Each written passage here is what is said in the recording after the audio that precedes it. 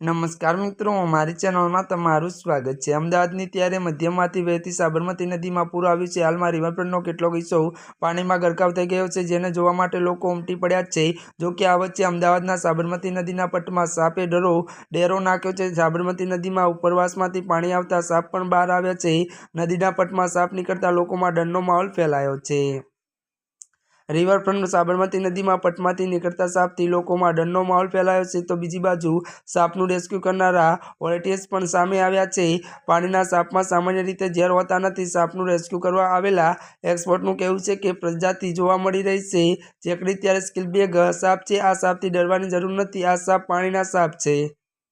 જો કે આ સાપનું ત્યારે બિહેવિયર એવું છે કે બચ્ચા ભરવા માટે આવે છે, પરંતુ તેનું ડિફેક્ટ મેજિક હોય છે, તેનાથી ડરવાની જરૂર નથી। આ પાણીના સાપ જરા પણ જોખમી નથી। આ જ પ્રકારના સાપ રિવરફ્રન્ટ આસપાસના વિસ્તારોમાં જોવા મળે છે। અત્યાર સુધી 120થી વધુ સાપને રેસ્ક્યુ કરાયા છે, જેમાંથી કોબરા અને 3 જેટલા રેસ્ક્યુલેસ વાપીસ છે।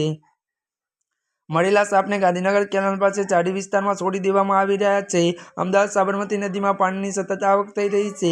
હાલ સ્થિતિને ત્યારે ઇન્દિરા બ્રિજ ગાંધીનગર જોડતા રિવરફ્રન્ટ ડેવલપમેન્ટ પાણીમાં ગરકાવ થયો છે। નવા ત્યારે પીચમાં બનતા પ્રોમિનેન્ટ દિવાલનો અડધો ભાગ પાણીમાં ગરકાવ થઈ ગયો છે।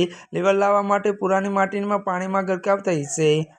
ત્યારે મિત્રો, આજના માટે બસ આટલું જ। અમારી ચેનલમાં નવા હોય તો અમારી ચેનલને લાઇક, શેર અને સબસ્ક્રાઈબ કરી દેજો। ધન્યવાદ।